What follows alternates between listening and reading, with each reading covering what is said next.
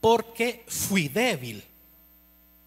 Soy fuerte porque fui débil. La palabra nos insta a que cuando somos débiles podemos ser fuertes en el Señor. Siempre hay momentos en los que somos débiles y esa es una oportunidad para fortalecernos, esa es una oportunidad para ser fuertes. En el mundo se maneja, en la sociedad en la que vivimos se maneja el hecho de que las personas tienen que ser fuertes, no depender de nadie, sino que ser autosuficientes. La apariencia es lo que cuenta en la actualidad en el mundo, la apariencia de ser invulnerables, de tener capacidades, de tener esto. Es así que en la actualidad muchas mujeres en el mundo se desvían en el hecho de pensar que no, las mujeres no necesitamos a un hombre, dicen las mujeres, no necesitamos a un hombre para poder triunfar en la vida. No necesitamos a nadie, porque la mujer se ha levantado en una posición, y muy bien en cierta manera, que la mujer tiene que desarrollarse, tiene que conocer, tiene que estudiar, tiene que prepararse, pero no con el enfoque que el mundo con el enfoque en el cual el mundo la lleva, en el hecho de pensar que no necesita a los hombres y las mujeres son las que pueden hacer todo. Eso es lo que se vende en el mundo, y por eso es que las mujeres en el mundo se han ido desviando sobre el hecho de que son autosuficientes y pueden hacerlo todo y no necesitan de nada. Y de igual forma para los hombres también se da la idea de que tienen que ser fuertes, de que los hombres, de que el hombre tiene que tener riquezas, de que tiene que tener esto y no demostrar debilidad, porque en el mundo si se muestra, en cierta manera, si se muestra un poco de empatía, el mundo lo confunde con debilidad. Y si ven a alguien que es débil, entonces es un candidato para ser pisoteado por las demás personas. Es por eso que en el mundo no se puede demostrar debilidad. En el mundo no podemos demostrar que somos débiles, que no conocemos, que tenemos estas dolencias o algo por el estilo. Pero la palabra no menciona eso. La palabra nos insta a que podamos confesar, a que podamos declarar, a que podamos reconocer nuestras debilidades. La segunda carta de Pablo a los Corintios, en el capítulo 12,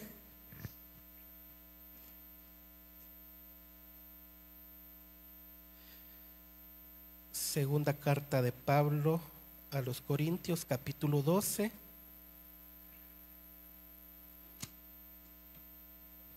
y versículo 10.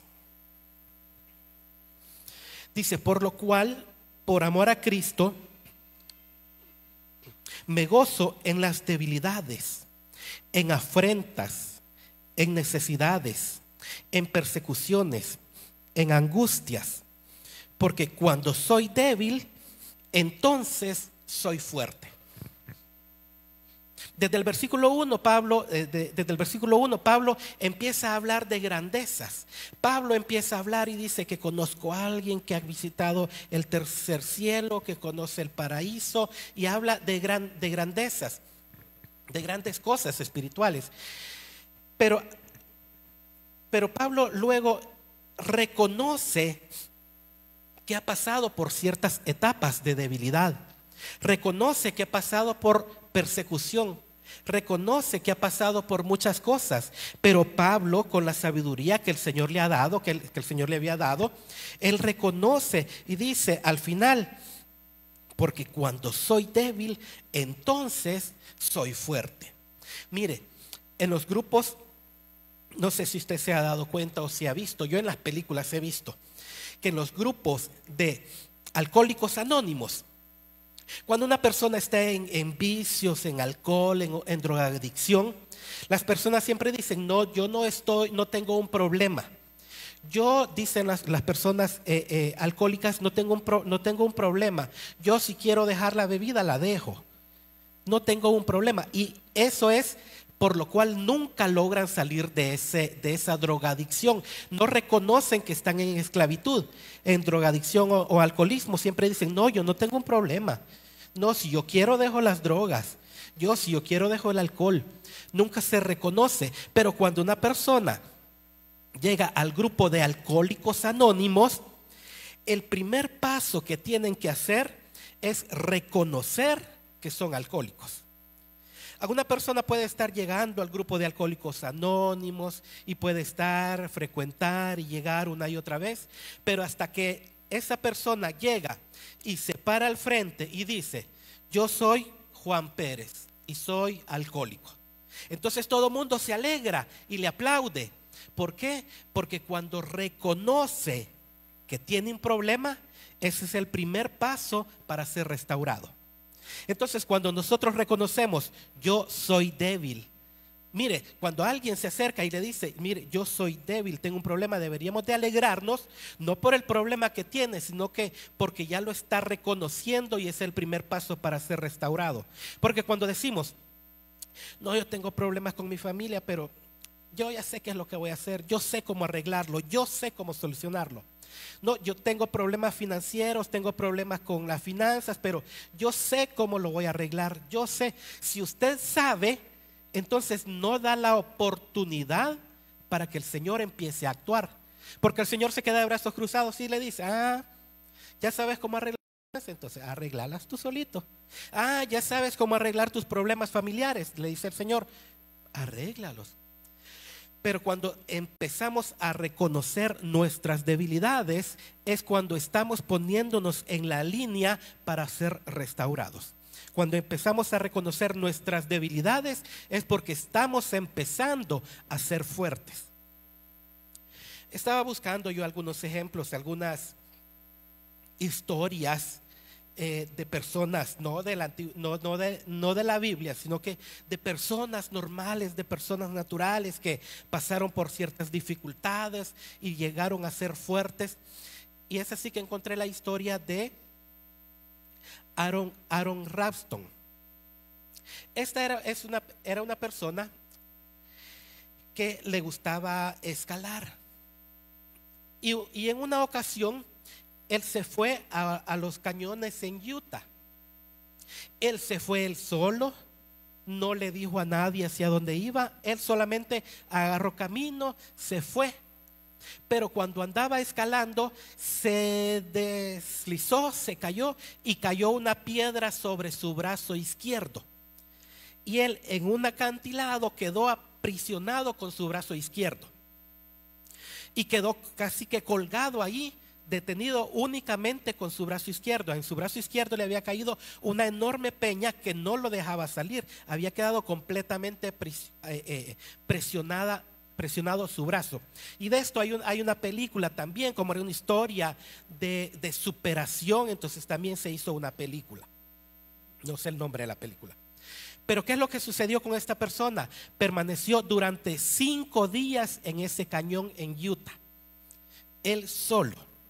Y recuerden que no es así un lugar allí cerca, sino que lugares muy desérticos en los cuales no está circulando nadie. Solamente había llegado él, quedó atrapado y ahí permaneció durante 5 días. Durante 5 días permaneció aguantando el frío de la noche, aguantando hambre, pensando en muchas cosas. Imagínense, durante 5 días estar en una grieta con su brazo presionado. Entonces él empezó a reflexionar sobre su vida. Él empezó, viéndose al final, viéndose casi al borde de la muerte, él empezó a reflexionar sobre qué es lo que él había hecho, y se dio cuenta que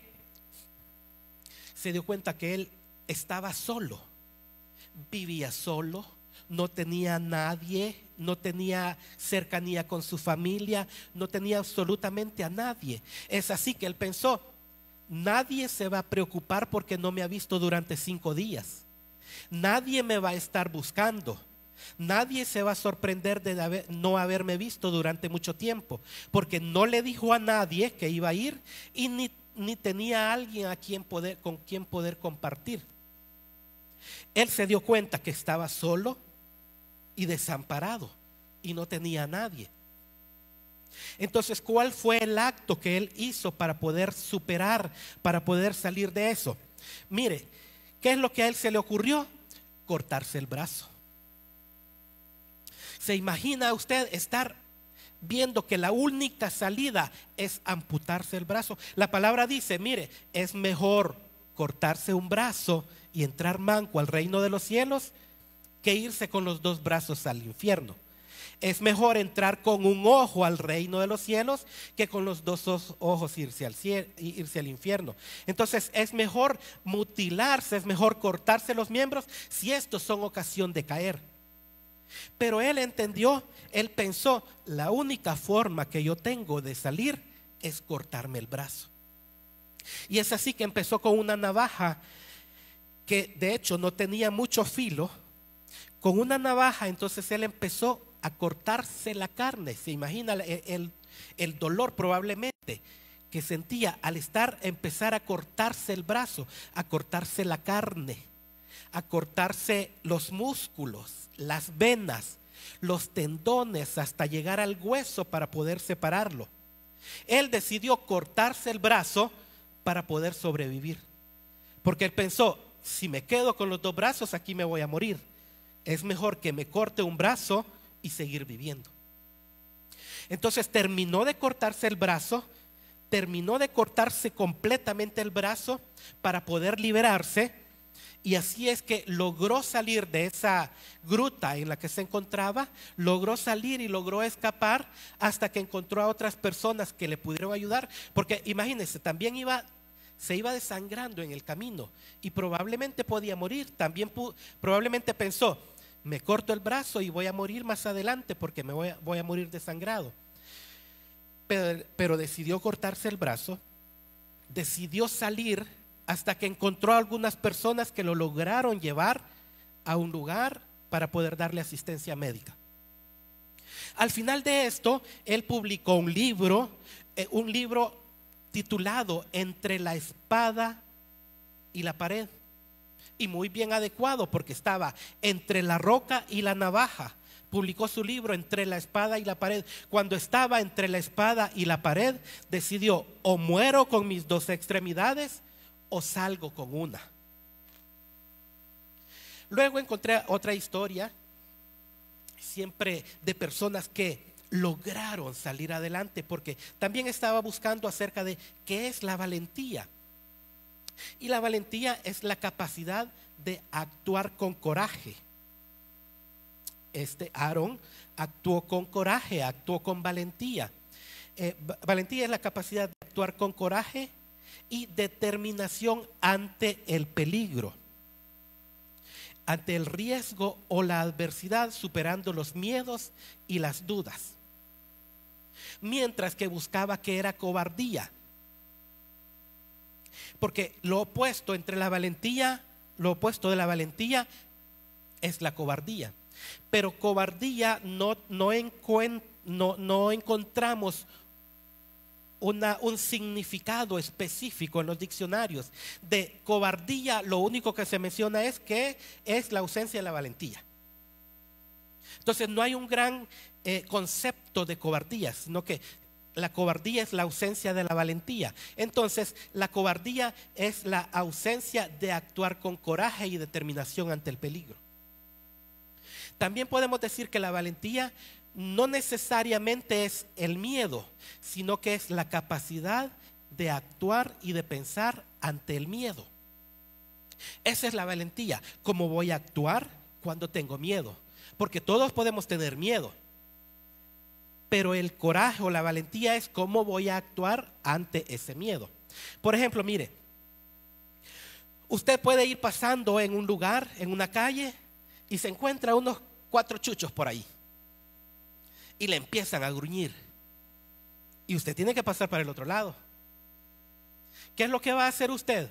Tiene miedo, ¿verdad? Puede tener miedo de que los perros lo van a morder, pero usted tiene que llegar hasta el otro lado. Entonces, ¿la valentía qué es? ¿Cómo va a actuar ante el miedo que tiene? Y una mala decisión, no le recomiendo, es que salga corriendo cuando los chuchos quieren morderlo, porque no les va a ganar la carrera a los perros. Entonces, ¿la valentía qué es? Usted ve los perros allí. ¿cómo actuamos con valentía? ¿Verdad? ¿Verdad? Así, despacito, despacito, porque si me muevo bruscamente, entonces me va a morder. Entonces, esa es la valentía. Actuar, tengo que pasar por ahí, aunque los perros quieren morderme. Tengo que pasar por ahí, aunque los perros probablemente me van a perseguir. Pero la valentía es cómo voy a actuar ante el miedo. Tengo miedo. Pues no paso. Entonces me quedo aquí. Pues voy a ir a dar la vuelta allá como 4 manzanas alrededor para poder pasar. Pero la valentía es poder afrontar ese miedo. ¿Cuál es la decisión que voy a tomar? Les mencionaba que este otro ejemplo de Bethany Hamilton era una niña de 13 años que mientras andaba surfeando la atacó un tiburón y le amputó su brazo izquierdo también. Entonces, durante mucho tiempo ella estaba con el temor de pensar de que si entraba nuevamente al mar, si entraba nuevamente, la podía atacar otro tiburón o podía sufrir algo, porque cuando las personas han pasado por ese tipo de situación, lógicamente tienen miedo a volver a entrar al mar, pensando, reviviendo el acontecimiento que ya les pasó. Pero de una u otra manera se tiene que vencer ese miedo. Es así que ella, cuando cumplió 18 años, volvió y entró a las competencias de surf para poder coronarse y para poder vencer, no solamente vencer en la competencia, sino que vencer el miedo que tenía. De alguna manera tenemos que vencer el miedo que tenemos. De alguna manera tenemos que vencer aquellas circunstancias que nos rodean, que nos paralizan en algunas ocasiones y que no hayamos cómo avanzar. Ya buscando en la palabra,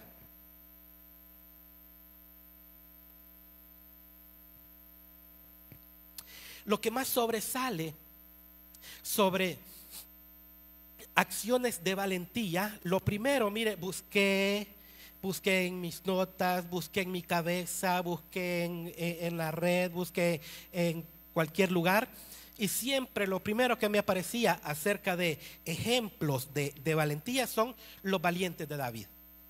Por más que yo buscaba otra cosa, los valientes de David. Y yo quería encontrar otra cosa y los valientes de David.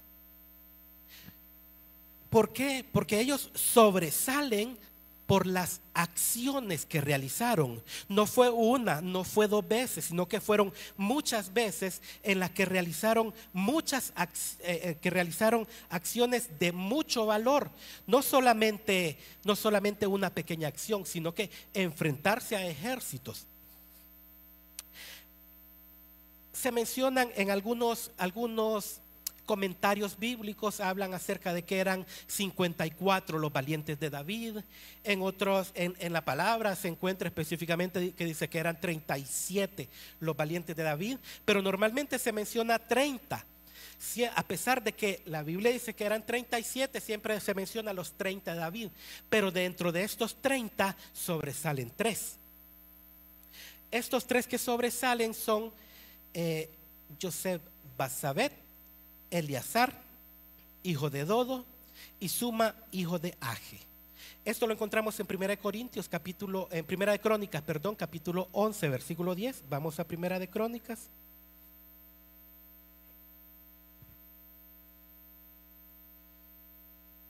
Primer libro de Crónicas, capítulo 11, versículo 10. Aquí encontramos acerca de los valientes de David.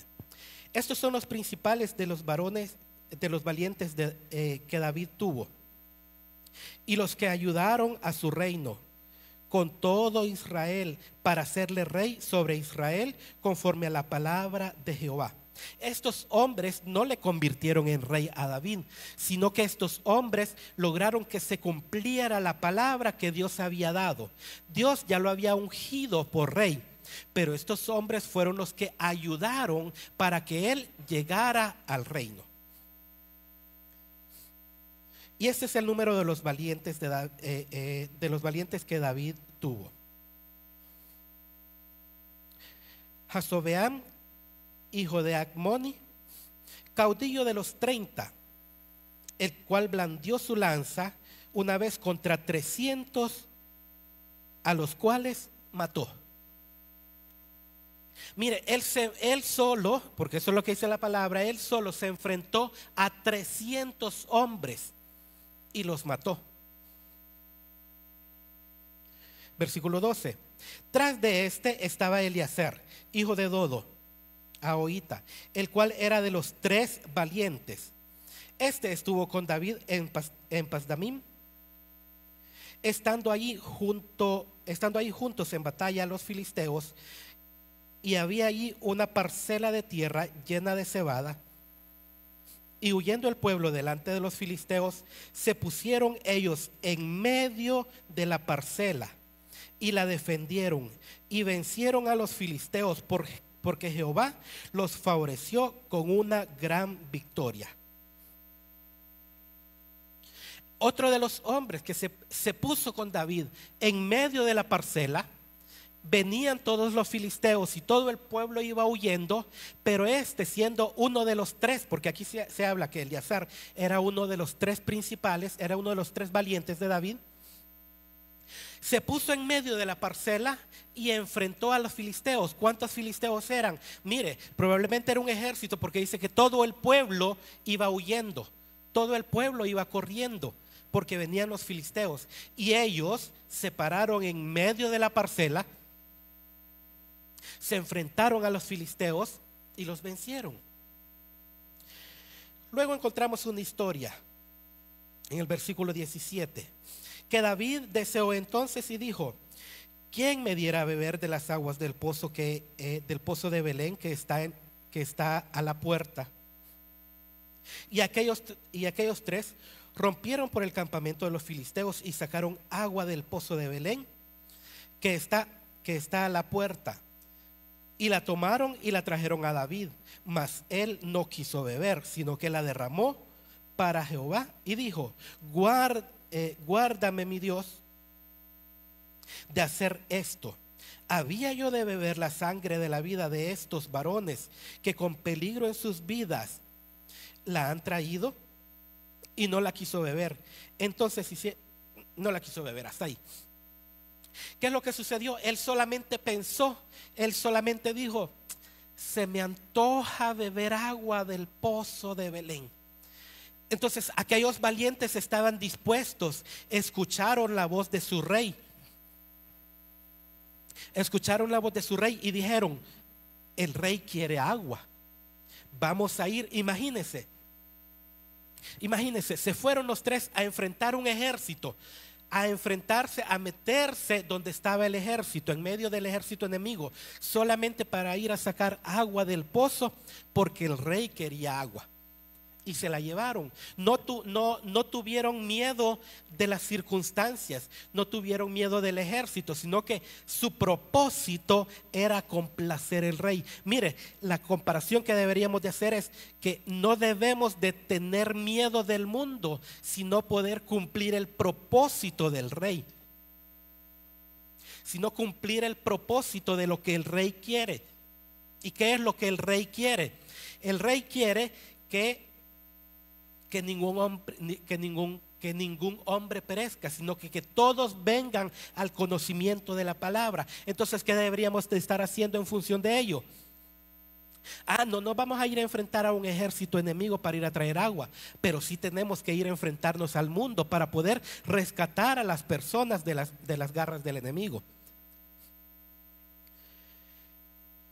Más adelante encontramos más ejemplo de qué es lo que estaban haciendo, de lo que hicieron cada uno de estos. Y más adelante, desde el versículo 26, se empieza a mencionar todos los 30 valientes. ¿Qué fue lo que cada uno de ellos hicieron? En el versículo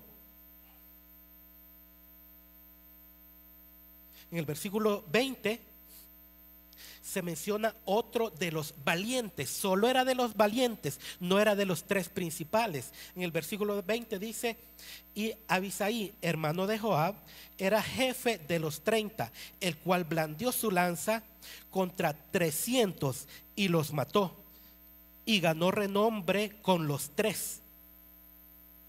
Fue el más ilustre de los 30 y fue jefe de ellos, pero no igualó a los 3 primeros. Mire, solamente blandió su lanza, su lanza, dice su espada. Blandió su lanza contra 300 y los mató. Solamente mató a 300, pero no fue comparado con los tres valientes. Solo mató a 300 y no fue nombrado el cuarto de los valientes de David. Siempre se mantuvieron los 3 valientes, porque estos hicieron hazañas más grandes. El versículo 22 habla también de Benaía, hijo de Joiada, hijo de un varón valiente de Cabsel, de grandes hechos. Él venció a 2 leones de Moab. También descendió y mató un león en medio de un foso en tiempo de nieve. Él mismo venció a un egipcio, hombre de 5 codos de altura. El egipcio traía una lanza como un rodillo de tejedor, mas él descendió con un báculo y arrebató al egipcio la lanza y arrebató al egipcio la lanza de la mano y lo mató con su misma lanza. Mire qué es lo que hizo. Tomó el ejemplo de David, porque qué es lo que hizo David. David le quitó la espada a Goliat y con su misma espada lo mató. ¿Qué es lo que hizo este? Tomó la lanza del egipcio, que medía, dice que son 5 codos, considerando que un codo es aproximadamente 45 centímetros, medía como 2 metros, 2.25 de altura.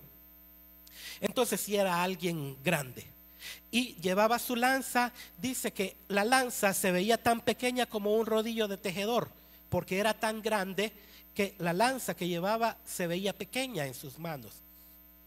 Pero no le importó y aún así le quitó la lanza y con su misma lanza lo mató. ¿Tuvo miedo al ver al gigante de 2 metros? No, o probablemente sí tuvo miedo, pero la característica que encontramos de estos 30 hombres de David es que, a pesar de que probablemente tenían miedo, pero enfrentaron sus miedos. ¿Por qué? Porque encontraban que la fortaleza la tenían cuando estaban confiando en Dios. La fortaleza o las proezas las podían hacer no porque reconocían que ellos eran fuertes, que ellos eran valientes, que ellos eran estratégicos. Mire, por muy fuerte, por muy valiente que sea una persona, le aseguro que cuando está enfrente de 30 hombres va a tener miedo. Va a tener miedo que entre los 30 lo van a matar. Pero estos no se enfrentaron a 30 hombres, se enfrentaron a 300 hombres. Y solamente con su lanza los mataban, porque reconocían que su fuerza no venía de ellos, sino que venía del respaldo de Dios. Venía del respaldo de lo que ellos sabían que Dios podía hacer a través de ellos. No con sus fuerzas, porque ellos probablemente reconocían: no, yo no voy a poder, yo no voy a aguantar. Y más adelante, vamos atrás a 2 de Samuel capítulo 23. Segundo libro de Samuel capítulo 23.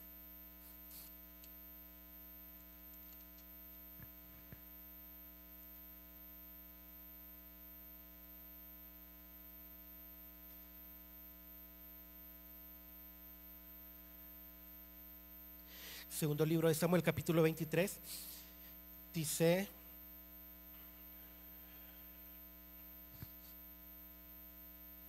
desde el versículo 9, después de Eleazar, hijo de Dodo, Ahorita, uno de los 3 valientes que estaba con David, cuando desafiaron a los filisteos que se habían reunido ahí para la batalla, y se habían alejado los hombres de Israel. Se levantó e hirió a los filisteos hasta que su mano se cansó y quedó pegada su mano a su espada. Quedó pegada su mano. Mire cuánto tiempo estuvo. Mire, aquí me dejó la espada del pastor. Mire, vamos a ver.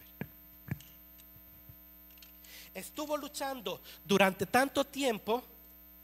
Estuvo luchando durante tanto tiempo, peleando con uno, peleando con otro, pero él estaba empuñando la espada. Y estaba empuñando la espada, peleando con uno, peleando con otro. Y lógicamente la espada la tenía con fuerza para poder seguir matando a los enemigos. ¿Hasta qué punto cree usted que pudo estar luchando para que diga que la mano le quedó pegada a la espada? No fue 5 minutos, no fueron 10 minutos, hasta que su mano se cansó, pero él siguió, hasta que su mano quedó pegada a su espada, hasta que ya no aguantaba más. Hasta que ya él reconocía, ya no tengo fuerzas, pero con el respaldo de Dios podía seguir adelante. Y seguía matando filisteos y seguía matando enemigos, porque él reconocía que en sus fuerzas no lo iba a poder hacer. Él reconocía que en sus fuerzas no tenía la capacidad. Él reconocía que con sus fuerzas no lo iba a poder hacer. Pero confiando en el Señor, él lo logró. Al final, lo que les mencionaba en el versículo 39, bueno, con cada una de las acciones que encontramos de los valientes, porque en el versículo 39 menciona al último, dice Urías Eteo, 37 por todos, de los valientes de David, cuando se mencionan los nombres de cada uno de ellos, pero menciona qué es lo que hizo uno. Solo mató a 300, pero este no era de los 3 valientes. Y se menciona otro, mató 2 leones y después mató un león y después mató un egipcio de 2 metros. Pero lo que él hizo no superaba lo que hacían los 3 valientes. Y lo que hizo otro también, pero no superaban lo que hicieron los 3 valientes. Y no encontramos más referencias de qué fue todo lo que hicieron los 3 valientes. Pero estos 3 valientes sobresalen porque ellos no estaban confiando en sus fuerzas, ellos no estaban confiando en sus habilidades, confiaban en Dios. No confiaban en sus estrategias. No, es que si lo hacemos de esta manera es que yo lo voy a lograr. No, es que yo ya vencí 300, entonces si se vienen otros 300 también los voy a destruir. No, su fortaleza venía de saber que ellos no eran capaces por sí mismos, sino que su fe en Dios es lo que los lograba sacar adelante. Y eran hombres de fe, ¿por qué? Porque ellos reconocían que Dios era quien había ungido a David por rey.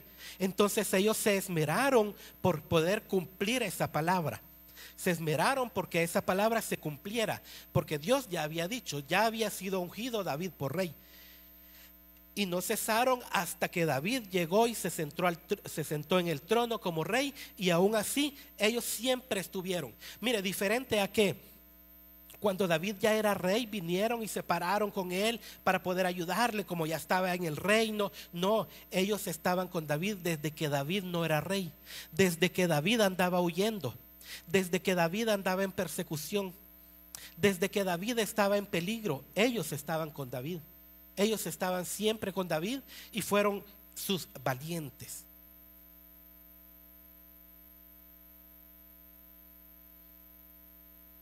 La fortaleza de estos hombres no venía de sus habilidades. La fortaleza de estos hombres no venía de lo que ellos podían hacer, sino que venía de lo que en quien ellos podían confiar. Y de igual forma tiene que ser nuestra fortaleza, no de nuestras habilidades, no de, es que yo sé, hermano, qué es lo que hay que hacer. No, es que yo tengo problemas, pero yo sé cómo solucionarlos, yo sé cómo salir. No, al reconocer la debilidad es cuando somos fuertes. Otro de los ejemplos de hombres valientes, encontramos el ejemplo de Gedeón en Jueces capítulo 6, versículo 15. Encontramos el ejemplo de Gedeón. ¿Qué era Gedeón? En el caso de Gedeón, si vemos la contraparte entre la debilidad y la fortaleza. ¿Por qué? Porque cuando Dios le llamó para poder liberar al pueblo, para poder nombrarlo como un juez de Israel, para que fuera y liberara el pueblo de la opresión de los enemigos, Gedeón le dijo, yo no puedo. Yo soy débil, le dijo. Mi familia es la más pequeña y yo soy el más pequeño de mi familia. Yo no puedo. Y entonces por eso es que el ángel le revela, con esa tu fuerza es que vas a ir y lo vas a liberar. ¿Cuál fuerza si no tenía fuerza? Lo que le estaba diciendo al ángel es que no tenía fuerza y que era débil. Pero el ángel le dijo, con esa tu fuerza vas a ir. ¿Por qué? Porque cuando él reconoció que era débil, es porque estaba siendo fuerte. Cuando reconocemos nuestra debilidad, es el primer paso para la fortaleza. Veamos Jueces.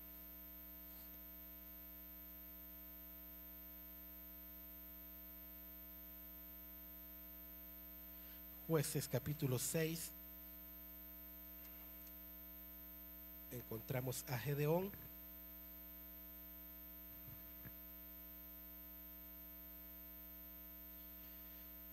Versículo 14.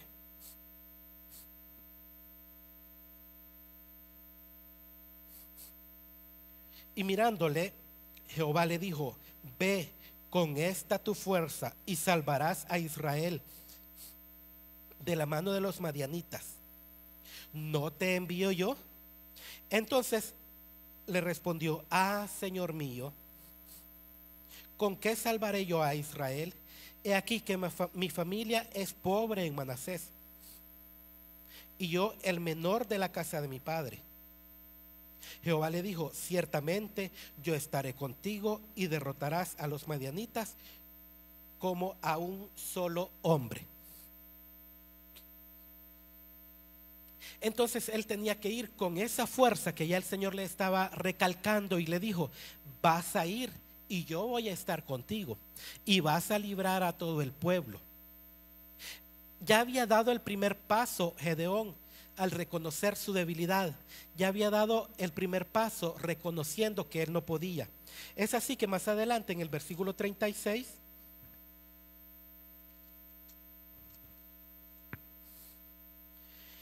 más adelante, ¿qué es lo que hace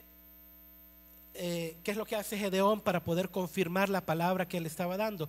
Recordemos la historia, que Gedeón pide pruebas al Señor de que si él está con él, de que si el mellón está seco o el mellón está mojado. Pero lo que vemos en toda la historia de Gedeón es que al final logra hacer aquello que Dios le había dicho que tenía que hacer.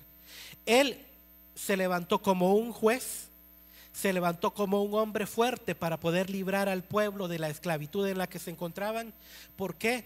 Porque no estaba dependiendo de sus fuerzas, porque él ya había dicho que él no tenía fuerzas, su familia era pequeña y él era el más pequeño de todos. Entonces no era con sus fuerzas que él se estaba levantando, no era con sus habilidades que él podía ir, sino que él lo logró respaldándose en la palabra que el Señor le había dado. No confiando en él, sino que poniendo su fe en el Señor. Otro ejemplo que encontramos siempre en el libro de Jueces es el ejemplo de Sansón.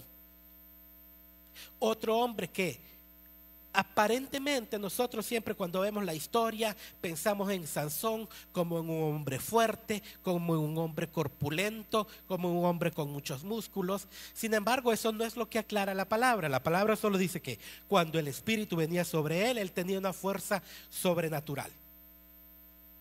Podía ser Sansón no con muchos músculos, pero cuando venía el Espíritu sobre él, entonces él tenía una fuerza sobrenatural, tenía una fuerza sobrehumana. Ahora, ¿qué es lo que sucedió con Sansón? Recuerden que, ¿cuál era la debilidad de Sansón? La debilidad de Sansón era una mujer. La debilidad de Sansón era Dalila, porque cuando estaba con Dalila, ahí es donde le confesó su secreto de dónde venía su fuerza. Entonces él pensó en ese momento que su fuerza venía de su cabello, porque él le dijo a Dalila, si me cortan el cabello entonces no voy a tener fuerza. En cierta manera sí, porque esa era una señal de su nazareato. Pero su fuerza no venía de su cabello, sino que su fuerza venía de la obediencia, de no cortar su cabello. Su fuerza venía de la obediencia, de conservarse, de mantenerse para con el Señor. Y no era porque se había dejado el cabello largo, sino que era cuando el Espíritu venía sobre él, que él tenía una fuerza sobrenatural. Cuando él pensó que su fuerza venía de su cabello, allí es donde perdió él su fuerza. porque él reconoció, me cortaron el cabello, entonces ya no tengo fuerza. Pero hasta el último momento de su vida, ya en su muerte, cuando fue capturado por los filisteos y le habían sacado los ojos, él reconoció y dijo: Señor, si me das fuerzas hasta en este último momento. Veámoslo en el capítulo 17. Cuando él reconoció que sus fuerzas no venían de su cabello, sino que 16, 17.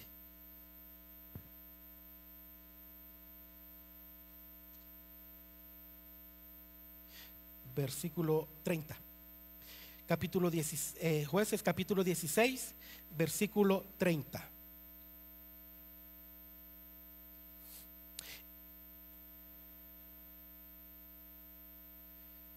Y dijo Sansón: muera yo con los filisteos. Vamos a ver desde el versículo 28. Entonces, desde el versículo 28, entonces clamó Sansón a Jehová y dijo: Señor Jehová, acuérdate ahora de mí y fortaléceme, te ruego, solamente esta vez, oh Dios, para que de una vez tome venganza de los filisteos por mis dos ojos. Asió luego Sansón las dos columnas de en medio sobre las que descansaba la casa y echó todo su peso sobre ellas, su mano derecha sobre una y su mano izquierda sobre la otra. Y dijo Sansón: muera yo con los filisteos. Entonces se inclinó con todas sus fuerzas y cayó la casa sobre los principales y sobre todo el pueblo que estaba en ella. Y los que mató al morir fueron muchos más de los que había matado durante su vida. Sansón no dijo: Señor, te ruego que de manera milagrosa me crezca el cabello para que tenga fuerzas. No, Sansón hasta en el último momento él reconoció que sus fuerzas no venían de su cabello, sino que sus fuerzas venían del Dios de los cielos, el que lo había consagrado, el que lo había llamado. Cuando él entendió que no era por sus fuerzas, no era por sus habilidades, no era por su cabello, sino que cuando él entendió que dependía del Señor, entonces clamó, abrió sus ojos, aunque estaba ciego, le habían sacado sus ojos, pero espiritualmente él entendió que sus fuerzas no venían de su cabello, sino que sus fuerzas venían del Señor. Entonces clamó: Señor, dame fuerzas una vez más para tomar venganza. Y fue así que hasta en el último momento tuvo fuerza sobrenatural para poder derribar las columnas y que se cayera la casa. Y los que mató cuando murió fueron más de los que había matado cuando estaba en vida.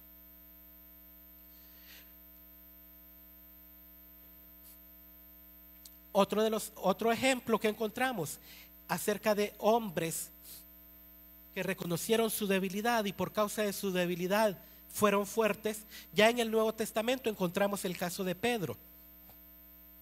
Pedro siempre se menciona que era un hombre débil, un hombre cobarde se le menciona también, por causa de que cuando capturaron al Señor Jesús y él lo reconocieron y él le negó 3 veces, pero cuando fue bautizado con el Espíritu Santo, entonces fue cambiado y fue transformado. Pero cuando estaban con el Señor Jesús, Pedro tuvo actitudes de debilidad, pero también tuvo actitudes de fortaleza, tuvo actitudes de fuerza, tuvo actitudes de confianza en Dios. ¿Por qué? Pedro, a pesar de que lo vemos como un hombre tosco en Mateo 14, 22,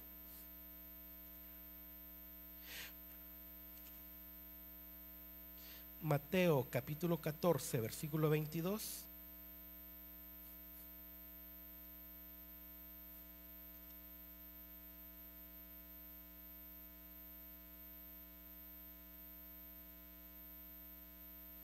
Pedro fue el único de los 12 que tuvo valor para poder caminar sobre el agua. Pedro fue el único valiente, porque en la barca, ¿quiénes estaban? En la barca estaban los 12, pero solo él fue el que tuvo el valor. Vamos a ver, capítulo 14, versículo 22. Enseguida Jesús hizo a sus discípulos entrar a la barca e ir delante de él a la otra ribera, entre tanto que él despedía a la multitud. Despedida la multitud, subió al monte a orar aparte. Y cuando llegó la noche, estaba ahí solo. Y ya la barca estaba en medio del mar, azotada por las olas, porque el viento era contrario. Mas a la cuarta vigilia de la noche, Jesús vino a ellos andando sobre el mar. Y los discípulos, viéndole andar sobre el mar, se turbaron diciendo: un fantasma. Y dieron voces de miedo. Pero enseguida Jesús les habló diciendo: tengan ánimo, yo soy, no teman. Entonces le respondió Pedro y dijo: Señor, si eres tú, manda que yo vaya a ti sobre las aguas. Y él le dijo: ven. Y descendiendo Pedro de la barca, andaba sobre las aguas para ir a Jesús. ¿Qué es lo que hizo Pedro? Pedro fue valiente. ¿Por qué? Porque a pesar de que Pedro era un pescador, pero andaban en una barca en la noche y a las olas y el viento arreciaba porque era contrario. A pesar de, muchos pueden decir: no, pero Pedro sí era pescador, sabía nadar. Mire, por mucho que sepa nadar alguien, cuando está en medio del mar, cuando está en medio de un lago, cuando está en medio de muchas aguas y está haciendo mucho viento, le aseguro que va a tener miedo. Pero Pedro se mantuvo con fe en el Señor, se mantuvo viendo al Señor, y él fue el único valiente. Porque mire, estaban los 12 y de seguro que le dijeron: Pedro, no seas tan atrevido, como que vas a ir a caminar sobre el agua. ¿Cuándo has visto que una persona camina sobre el agua? Ese es un fantasma, por más que no está diciendo que es el Señor, pero ese es un fantasma. Pero Pedro fue el atrevido que empezó a bajarse de la barca. Mire, todos de seguro que estaban haciendo apuestas. ¿Cuántos apuestan a que Pedro se hunde? Mateo como recaudador empezó: hagan sus apuestas. Y Judas dijo: aquí echen todas sus apuestas y yo las voy a recoger. Todos estaban apostando a que Pedro se iba a hundir. Pero Pedro no hizo caso de lo que ellos estaban diciendo. Pedro no hizo caso, porque a veces no vemos aquí en la palabra que Pedro bajó y descendió y caminó. Pero seguramente que los discípulos le dijeron: no, Pedro, no seas tan atrevido, te vas a hundir, Pedro, te vas a ahogar. No, pero Pedro dijo: yo voy a ir y yo voy a caminar, porque yo sí creo que es el Señor el que me está hablando. Yo sí creo que es el Señor el que me está diciendo que vaya hacia Él. Es así que Pedro bajó y la palabra dice que caminó. Mire, ¿cuántos pasos puede pensar usted que dio Pedro para que se considere que caminó? Porque no dice que Pedro dio 1, 2 pasos y se hundió, sino que dice que Pedro caminó sobre las aguas. Para poder considerarse un término que caminó, seguramente dio al menos unos 10 pasos.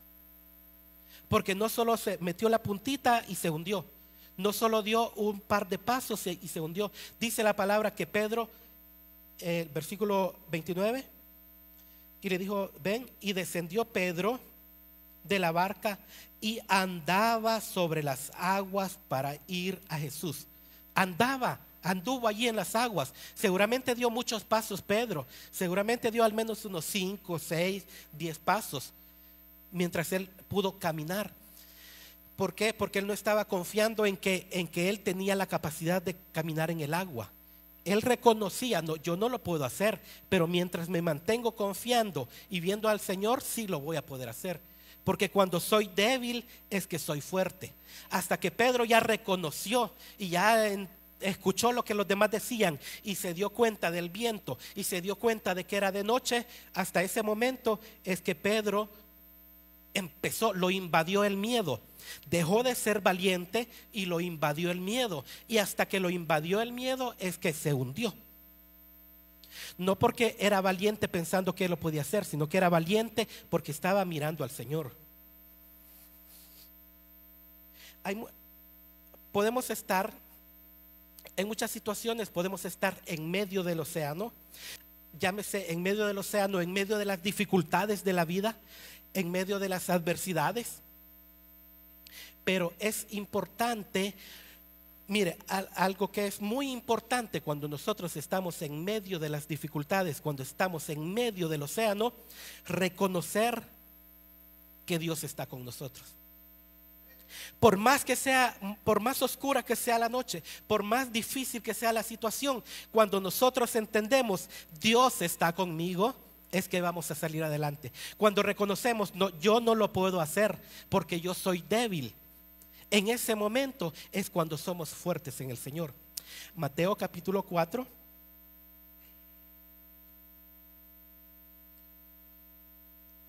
No, Marcos capítulo 4, perdón.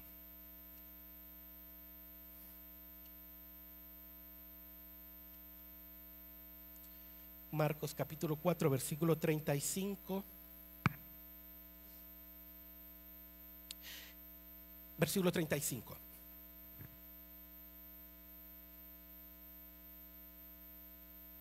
Aquí encontramos el ejemplo de que cuando estaban en medio de la adversidad, los 12, cuando estaban en medio de la dificultad, los 12 tuvieron miedo. Los 12, no solamente Pedro, porque a veces vemos, Pedro es el que tuvo miedo, Pedro es esto, pero los 12 estaban en temor. Versículo 35. Aquel día, cuando llegó la noche, les dijo: pasemos al otro lado. Y despidiendo a la multitud, le tomaron como estaba en la barca, y habían también con él otras barcas. Pero se levantó una gran tempestad de viento y echaba las olas en la barca, de tal manera que ya se anegaba, que ya se hundía. Y él estaba en la popa durmiendo sobre un cabezal. Y le despertaron y le dijeron: maestro, ¿no tienes cuidado que perecemos? Y levantándose reprendió al viento y dijo al mar: calla y enmudece. Y cesó el viento y se hizo grande bonanza.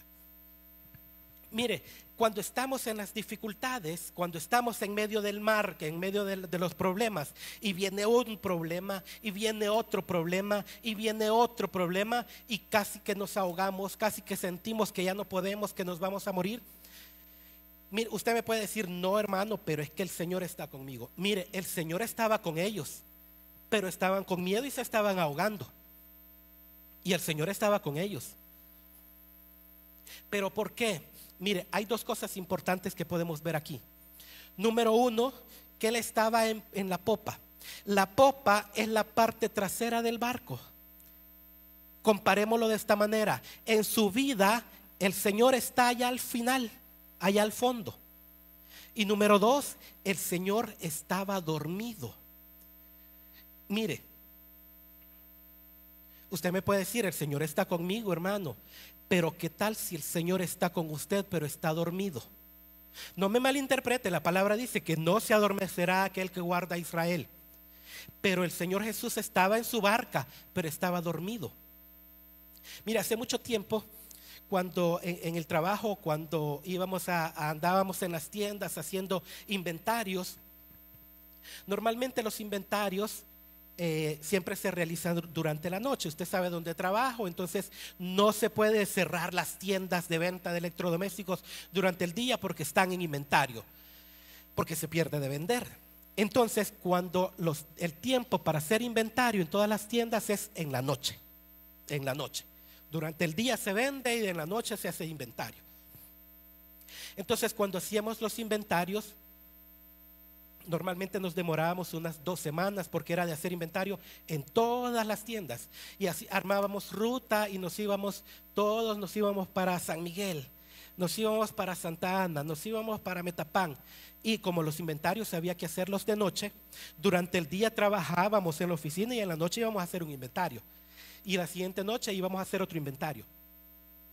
Entonces siempre llevábamos a alguien, el motorista, el que nos llevaba en el microbús. Pero como era de noche y ya cuando finalizábamos el inventario, veníamos de allá de San Miguel, de Zacatecoluca, como a las 2, 3 de la mañana. Entonces nos decía el motorista: ¿quién se va a ir aquí adelante conmigo? Me decía: mira, si te vas a ir aquí adelante conmigo, pero háblame. O poneme a alguien que me vaya hablando, que me cuente chistes, que me diga algo. ¿Por qué? Porque ¿qué sucede si el motorista se duerme en medio del camino? Entonces necesita que alguien le esté hablando. ¿Por qué el Señor puede estar dormido en su vida, hermano? Porque no le está hablando. ¿Por qué puede estar usted en las dificultades y dice: yo estoy en la iglesia, estoy con el Señor, pero el Señor no me responde, el Señor no me ayuda? Porque el Señor está allí, pero está dormido. No deje que el Señor se duerma en su barca. Usted puede estar: no, yo estoy en la iglesia y no sé por qué me pasan cosas malas y no sé por qué paso en dificultades, si el Señor está conmigo. El Señor está con usted, pero está despierto. ¿Ha estado hablando usted con el Señor para que no se duerma? Mire, y otra de las enseñanzas que podemos tomar acá: el Señor Jesús decidió irse a dormir allá a la popa. Normalmente en la popa es en donde está el timón. Diferente a un vehículo o un avión o cualquier otra cosa, que el timón está al frente. Pero normalmente en los barcos, en ese tipo de embarcaciones, el timón está en la parte de atrás, porque el capitán necesita ver de lejos la punta del barco, para que cuando gira a la izquierda o gira a la derecha, poder ver la punta del barco que se va moviendo. Porque si va al frente no puede visualizar eso con tanta agua, necesita ir en la parte de atrás. Entonces el Señor decidió: voy a irme allá en donde está el control del barco. El Señor puede estar a punto de tomar el control de su vida, pero está dormido. Está a punto de tomar el timón para poder dirigirlo, pero está dormido. No deje, hermano, que el Señor se duerma. No dejemos que el Señor permanezca dormido. Si ya Él decidió estar cerca, si ya Él busca estar cerca, busca estar cerca del timón, es para que nosotros podamos darle la oportunidad de que Él nos dirija, de que Él pueda sacarnos adelante, porque solamente así lo vamos a lograr, hermano. Amén. Normalmente en la vida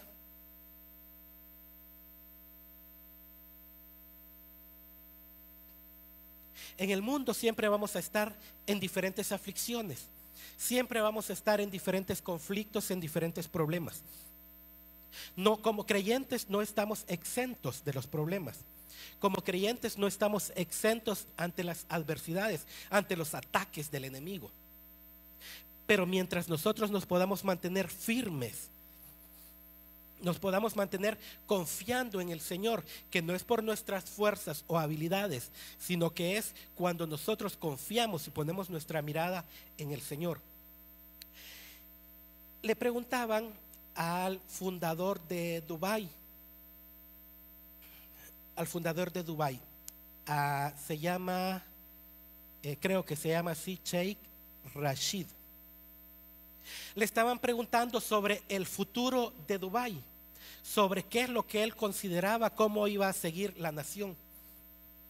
Y él, en vez de responder qué es lo que esperaba, él contó una historia. Y dijo: en estas tierras, cuando eran desérticas, cuando no había fruto, cuando no había agua, cuando no había nada, mi abuelo anduvo en estas tierras y anduvo en camello. Luego mi padre, dijo, anduvo en camello. En cambio yo, dijo, yo ando en un Mercedes. Mi hijo anda en una Land Rover, una marca de camioneta. Y mi nieto va a andar en una Land Rover. Pero mi bisnieto va a andar nuevamente en camello. ¿Por qué dijo esto? Y explicó: los tiempos difíciles crean hombres fuertes. Los hombres fuertes crean tiempos fáciles. Los tiempos fáciles crean hombres débiles. Y los hombres débiles crean tiempos difíciles. Es decir, que cuando pasamos por dificultades, entonces nos convertimos en personas fuertes. Y mire, aquí un comentario, un paréntesis. Por eso es que muchos psicólogos familiares dicen: no es correcto esta expresión que normalmente hacen los padres hoy en día, que normalmente hacemos los padres hoy en día. ¿Qué es lo que decimos? No, le voy a dar a mi hijo todo lo que yo no tuve. Los psicólogos dicen: ese es un gran error. no tiene que darle todo lo que usted no tuvo, porque los hijos tienen que aprender a pasar por necesidad. Los hijos tienen que aprender a ser fuertes por ellos mismos. Los hijos tienen que aprender a ganarse la vida a ellos mismos. Es por eso que hay muchos artistas de Hollywood que ellos ya han declarado y han dicho: toda mi fortuna, cuando yo muera, mi fortuna no se la voy a heredar a mis hijos, sino que la voy a donar. ¿Por qué? Dicen: porque mis hijos, ellos tienen que aprender a ganarse su propio dinero. Entonces, por eso es que el fundador de Dubái hacía esta explicación de que cuando llegamos a tiempos fáciles, entonces los tiempos fáciles es que crean los hombres débiles. Por eso es necesario que pasemos por dificultades, porque mientras pasamos por las dificultades somos fuertes. Mientras pasamos por las dificultades vamos a aprender a sobrevivir.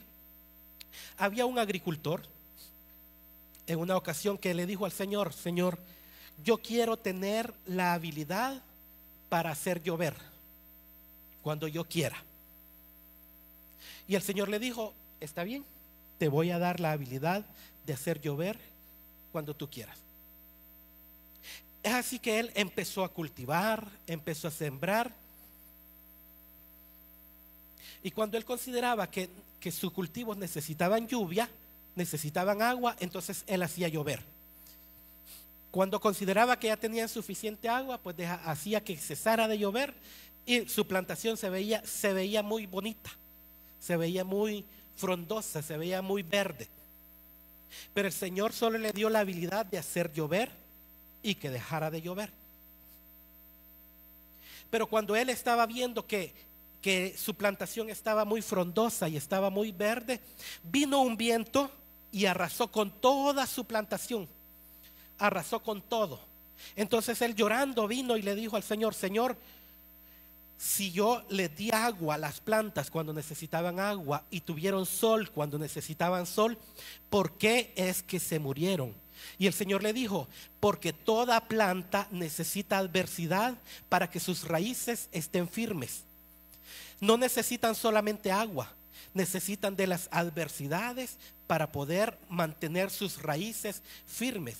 Si la planta no tiene viento, si la planta no es sacudida, entonces no va a dar fruto. Es así que se dice en los pueblos que cuando un árbol no está dando fruto, es bueno sacudirlo, es bueno golpearlo, es bueno hacer cualquier cosa para que pueda dar fruto. Y se explica de que es cierto. Mire, a veces mi esposa se ríe porque le digo yo que cuando un árbol no está dando fruto, entonces hay que darle con el machete, hay que darle con el cuchillo. Y yo lo he buscado y es cierto. ¿Por qué? Porque explican que es necesario, cuando una planta siente que la van a cortar, siente que le están cortando, entonces su instinto, su cualidad de supervivencia, instinto no porque no es animal, pero su cualidad de supervivencia lo obliga a dar fruto. Entonces cuando siente que lo van a arrancar, entonces lo obligan a dar fruto. Mire, si usted siente que lo están dando, es porque lo están obligando a dar fruto, hermano. No se enoje por los que le están golpeando, porque lo están obligando a que permanezca firme, lo están obligando a que sus raíces crezcan y se mantengan firmes, y lo están obligando a dar frutos. Entonces, ya para ir finalizando,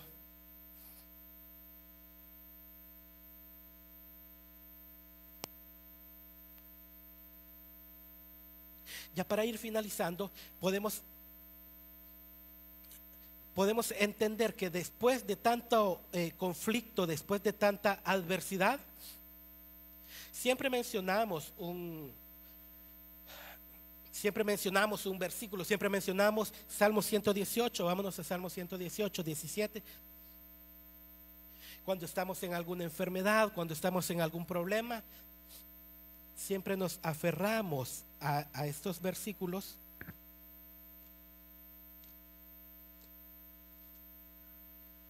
Salmo 110. 18.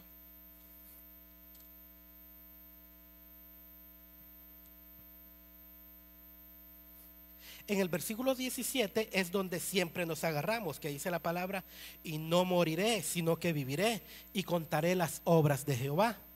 Pero ¿de dónde viene toda esa explicación anterior? ¿De dónde viene cuando ya al punto final dice no moriré, sino que viviré? Es cuando David pasó por toda esta declaración desde el versículo 1. Pero vamos a ver desde el versículo 10. Del 1 al 10 siempre está hablando David de todos los conflictos, de toda la confianza que va a tener en el Señor, de cómo se va a mantener firme. Y dice desde el versículo 10: todas las naciones me rodearon, mas en el nombre de Jehová yo las destruiré. Me rodearon y me asediaron, mas en el nombre de Jehová yo las destruiré. Me rodearon como abejas, se enardecieron como fuego de espinos, mas en el nombre de Jehová yo las destruiré.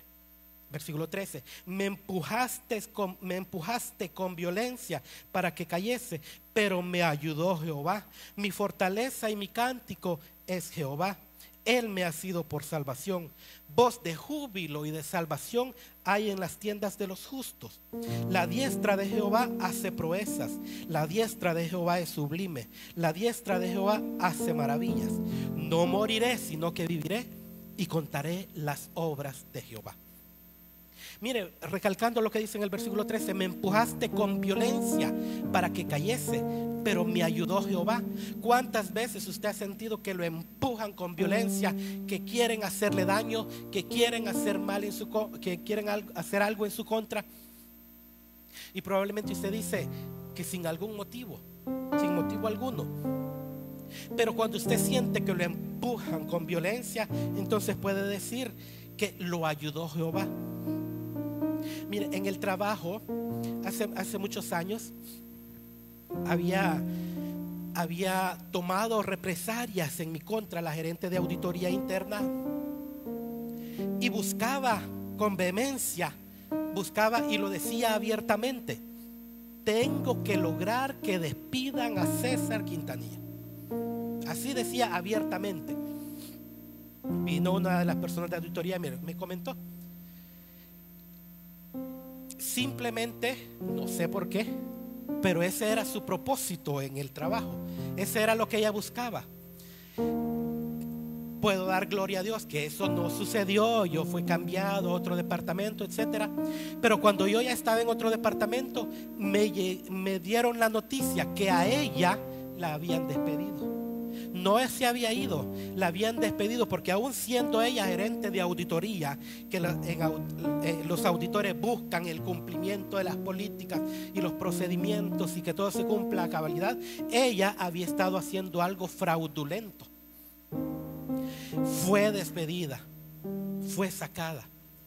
Pero ella con violencia, puedo decir igual en este versículo: me empujaste con violencia para que yo cayera. Ella con violencia buscaba que yo cayera, pero me ayudó Jehová. ¿Por qué? Porque mi fortaleza y mi cántico fue Jehová. En él, y Él ha sido mi salvación. No moriré, sino que viviré y podré contar las maravillas del Señor. Iniciamos con Primera de Corintios capítulo 12 y vámonos nuevamente a Primera de Corintios capítulo 12, Segunda de Corintios, perdón, capítulo 12. Iniciamos en el capítulo 10. Segunda de Corintios capítulo 12, iniciamos en el capítulo 10. Pero finalizamos en el versículo 9.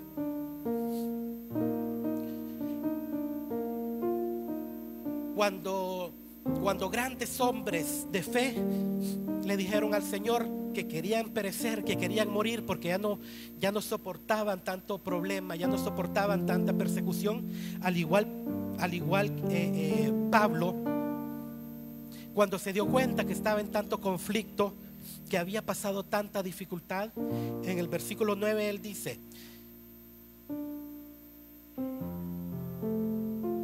del versículo 8, perdón: Pablo está hablando acerca del aguijón que él tenía en su carne, que a pesar de que él había ido al tercer cielo, que él había visto el paraíso, pero para que él no se vanagloriara, tenía un aguijón en la carne.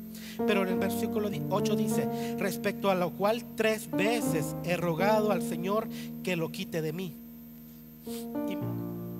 Y me ha dicho, esto es lo que le dijo el Señor, versículo 9, y me ha dicho: bástate mi gracia, porque mi poder se perfecciona en la debilidad. Por lo tanto, de buena manera, de buena gana me gloriaré más bien en mis debilidades, para que repose el poder, para que repose sobre mí el poder de Cristo. Bástate mi gracia, porque mi poder se perfecciona en la debilidad. Cuando reconocemos que somos débiles, ahí es cuando permitimos que el poder de Dios se manifieste y se perfeccione en nuestras vidas. Amén. Finalizamos acá y oramos, hermanos.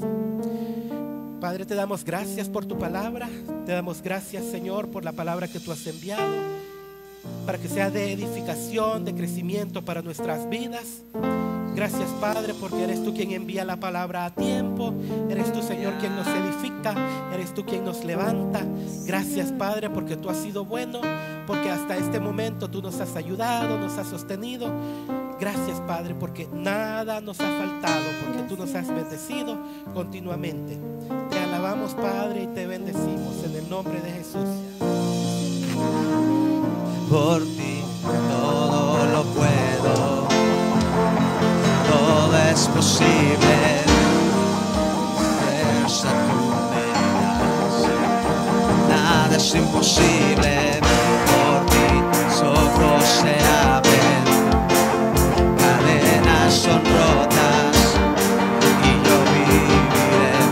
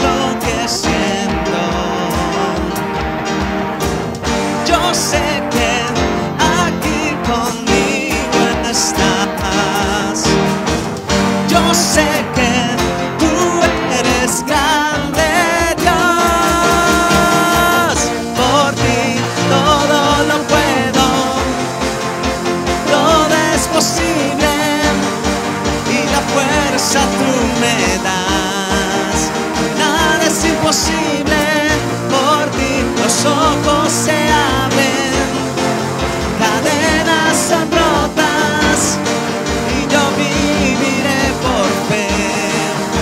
Nada es imposible.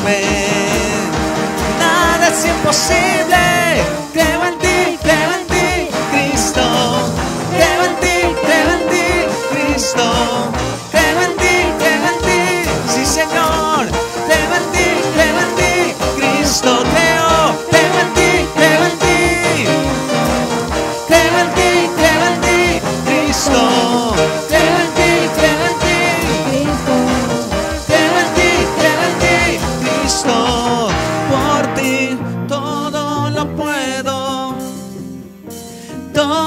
imposible y la fuerza tú me das. Nada es imposible, por ti los ojos se abren.